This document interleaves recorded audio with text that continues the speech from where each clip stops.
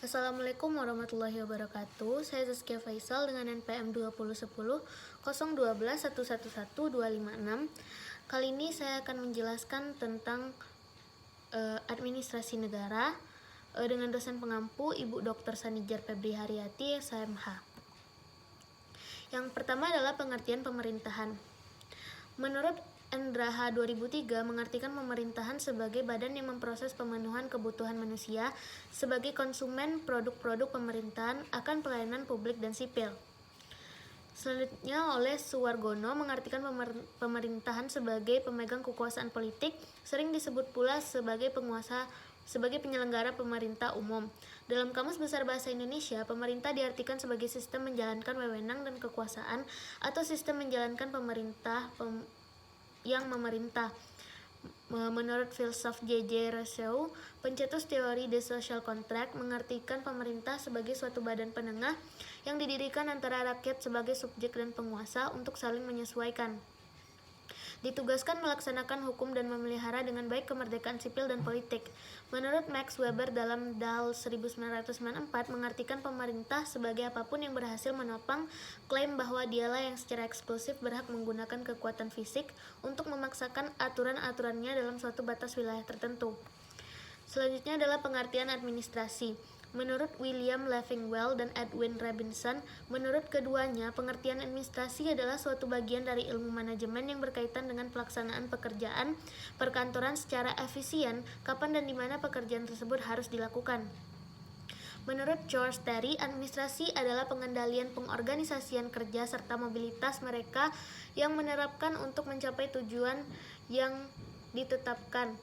Menurut Sitopang Pesiagian, administrasi adalah keseluruhan proses kerja sama antara dua orang atau lebih berdasarkan rasionalitas tertentu untuk mencapai tujuan yang telah ditetapkan. Menurut Parajudi Atmosudirjo, administrasi adalah pengendalian dan penggerak dari suatu organisasi sedemikian rupa sehingga organisasi itu menjadi hidup dan bergerak menuju tercapainya segala sesuatu yang telah ditetapkan oleh administrator, yakni kepala organisasi.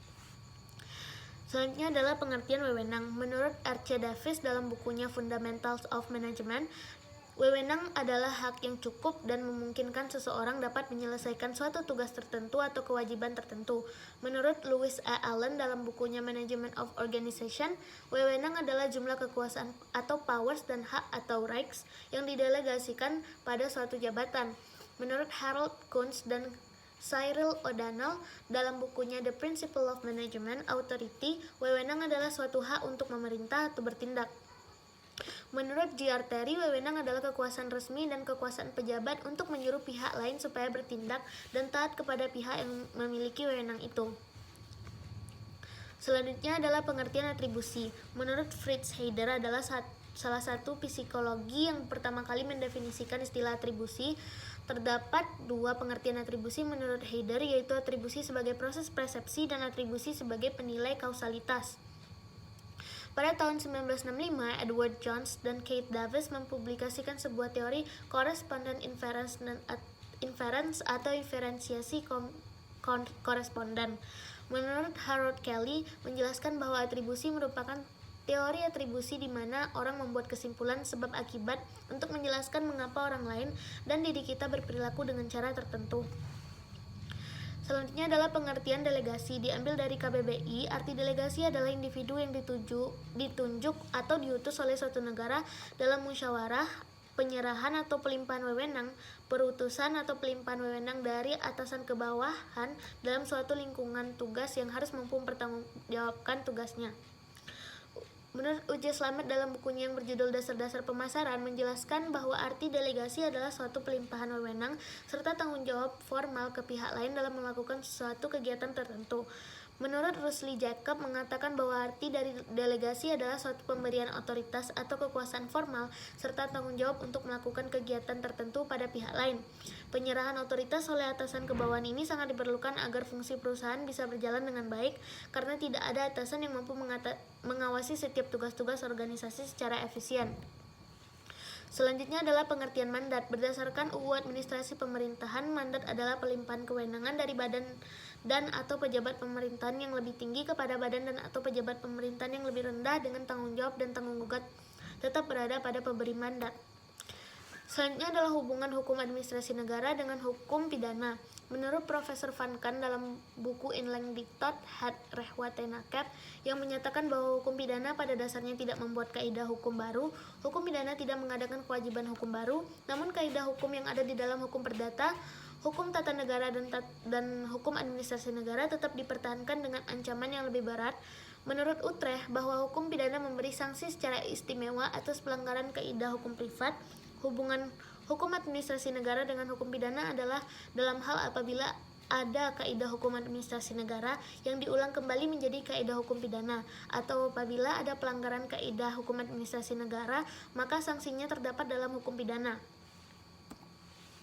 Selanjutnya, hubungan hukum administrasi negara dengan hukum internasional. Hukum administrasi negara adalah instrumental reh dari hukum internasional. Jadi fungsinya hukum administrasi negara dalam hubungan dengan hukum internasional adalah melaksanakan keputusan-keputusan yang ada dalam hukum internasional. Maka dapat dikatakan hukum administrasi negara sebagai instrumental reh atau hukum pelaksana dari hukum internasional. Selanjutnya, hubungan hukum administrasi negara dengan hukum perdata.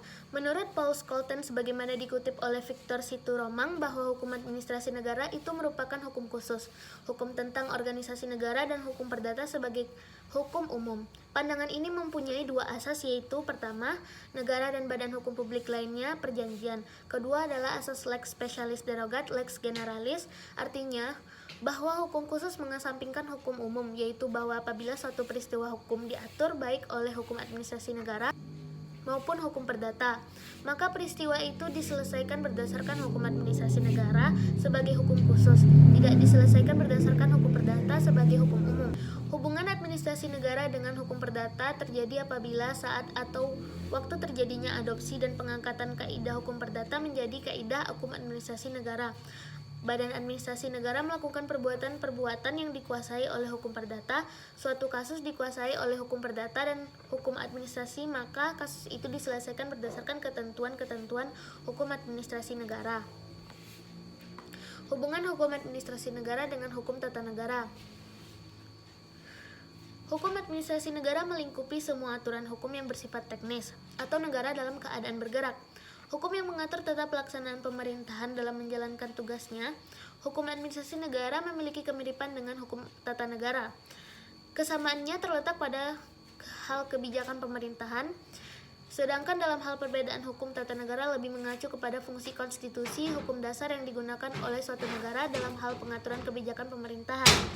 Hukum administrasi negara juga sering disebut hukum tata negara dalam arti sempit atau spesifik. Contoh UU nomor 28 tahun 2009 tentang pajak daerah dan peraturan presiden nomor 16 tahun 2018.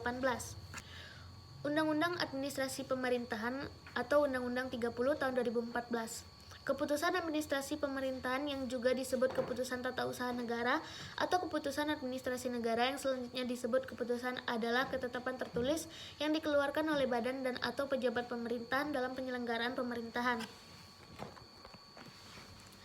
Badan dan atau pejabat pemerintahan adalah unsur yang melaksanakan fungsi pemerintahan baik di lingkungan pemerintah maupun penyelenggara negara lainnya. Wewenang adalah hak yang dimiliki oleh badan dan atau pejabat pemerintah atau penyelenggara negara lainnya untuk mengambil keputusan dan atau tindakan dalam penyelenggaraan pemerintahan. Kewenangan pemerintahan yang selanjutnya disebut kewenangan adalah kekuasaan badan atau pejabat pemerintahan atau penyelenggara negara lainnya untuk bertindak dalam ranah hukum publik. Pengertian atribusi, delegasi, dan mandat. Atribusi adalah pemberian kewenangan kepada badan dan atau pejabat pemerintahan oleh Undang-Undang Dasar Negara Republik Indonesia tahun 1945 atau UU.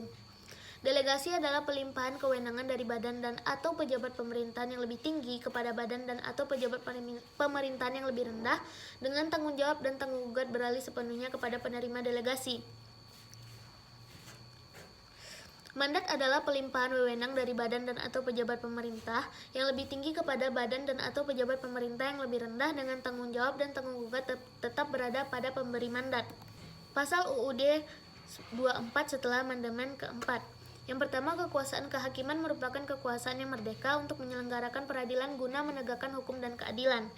Yang kedua, kekuasaan kehakiman dilakukan oleh sebuah mahkamah agung dan badan peradilan yang berada di bawahnya dalam lingkungan peradilan umum, lingkungan peradilan agama, lingkungan peradilan militer, lingkungan peradilan tata usaha negara, dan oleh sebuah mahkamah konstitusi.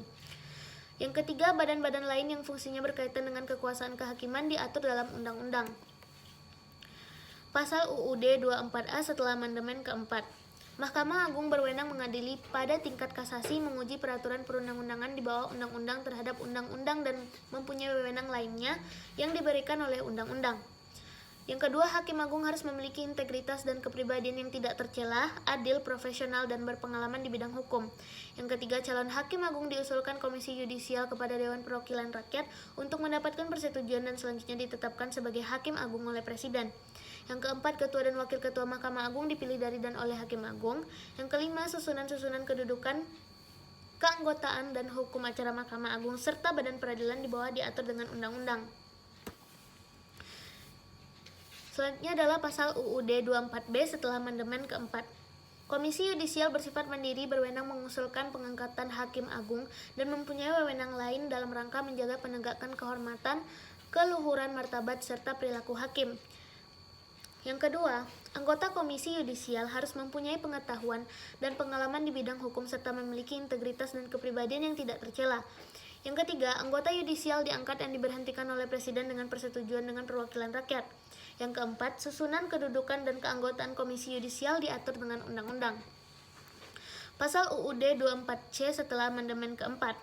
Mahkamah Konstitusi berwenang mengadili pada tingkat pertama dan terakhir yang putusannya bersifat final untuk menguji undang-undang terhadap undang-undang dasar, memutus sengketa kewenangan lembaga negara, kewenangan diberikan oleh undang-undang dasar, memutus pembubaran partai politik, dan memutus perselisihan tentang hasil pemilihan umum.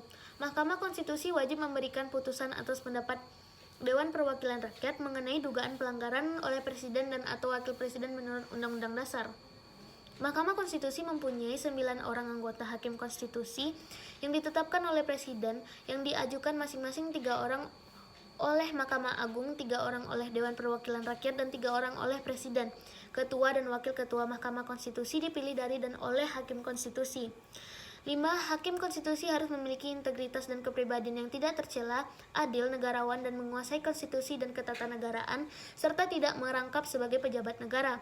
Pengangkatan dan pemberhentian Hakim Konstitusi, hukum, acara, serta ketentuan lainnya tentang Mahkamah Konstitusi diatur dengan undang-undang.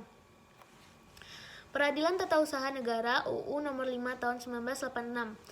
Sengketa tata usaha negara adalah sengketa yang timbul dalam bidang tata usaha negara atau orang atau badan hukum perdata dengan badan atau pejabat tata usaha negara, baik di pusat maupun di daerah, sebagai akibat dikeluarkannya keputusan tata usaha negara, termasuk sengketa kepegawaian berdasarkan peraturan perundang-undangan yang berlaku. Tata usaha negara adalah administrasi negara yang melaksanakan fungsi untuk menyelenggarakan urusan pemerintahan baik di pusat maupun di daerah. Badan atau pejabat tata usaha negara adalah badan atau pejabat yang melaksanakan urusan pemerintahan berdasarkan peraturan perundang-undangan yang berlaku. Keputusan tata usaha negara adalah suatu penetapan tertulis yang dikeluarkan oleh badan atau pejabat tata usaha negara yang berisi tindakan hukum tata usaha negara yang berdasarkan peraturan perundang-undangan yang berlaku, yang bersifat konkret, individual, dan final, yang menimbulkan akibat hukum bagi seseorang atau badan hukum perdata.